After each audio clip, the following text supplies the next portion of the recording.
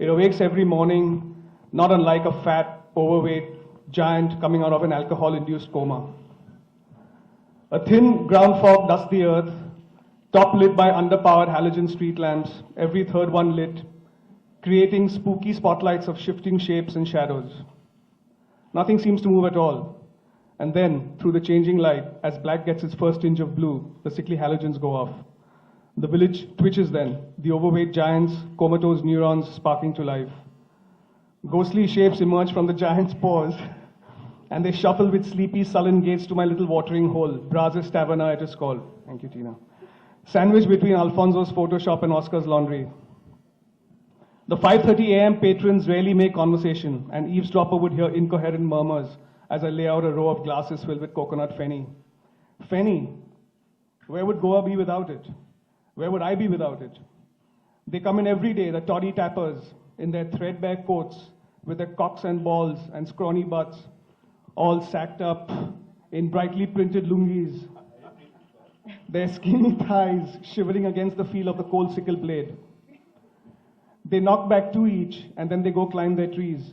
The ubiquitous Cocos nucifera, with its rustling palm fronds, supplying 40 million coconuts per year all over Goa, one per family per day. They are all Hindus. They are my brothers. Every morning I wonder which of them might never come back. 40 feet above the ground is no place to have a bad day at the office.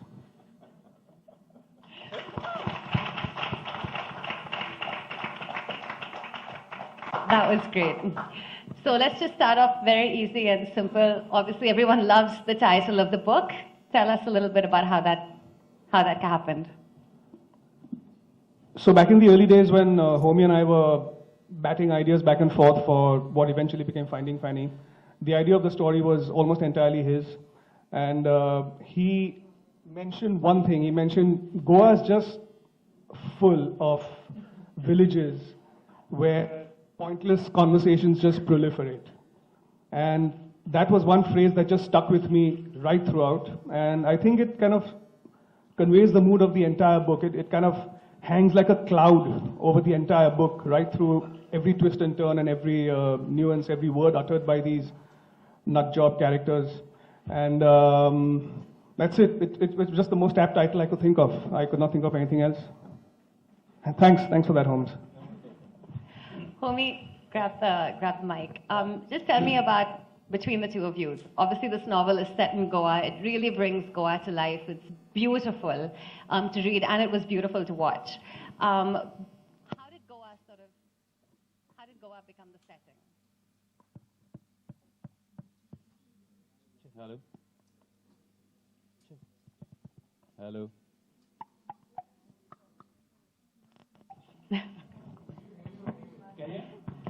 Okay, I might as well just, sorry, I have to digress.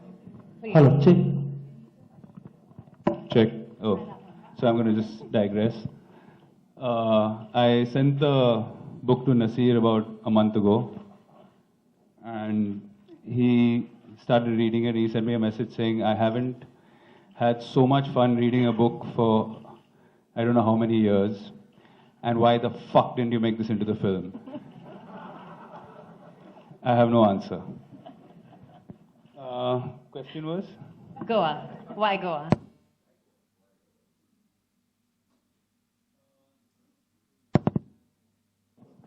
There's a red light on your mic. Yeah. Put it on.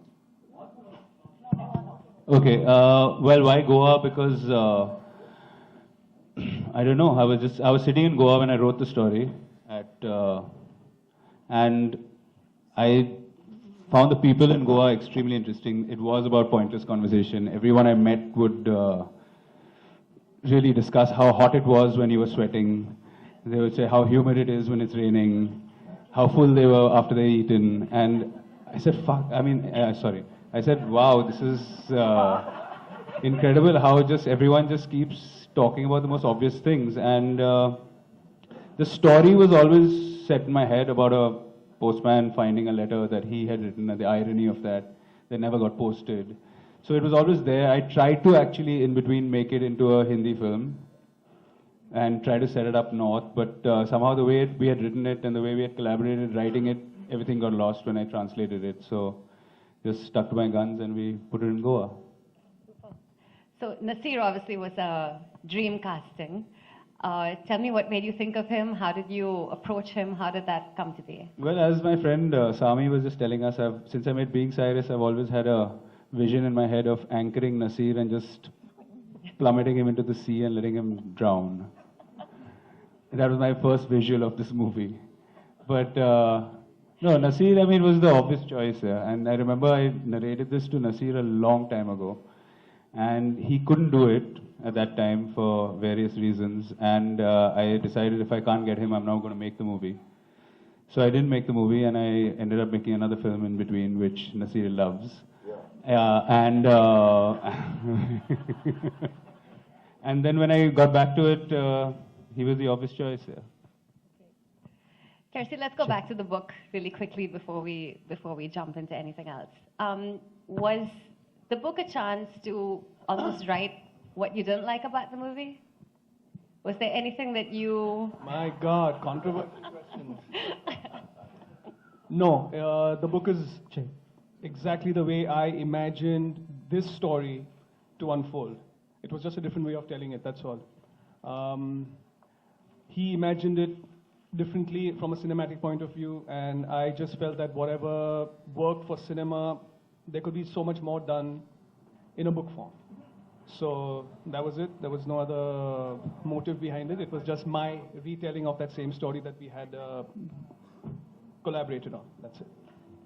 So of course, the big difference in the book and the film is your character. And Don't spoil it. I'm not going to. But I'm curious to know what you think, Nasir. You've read the book, you've been in the film, of course. What do you think? How did you actually approach this character?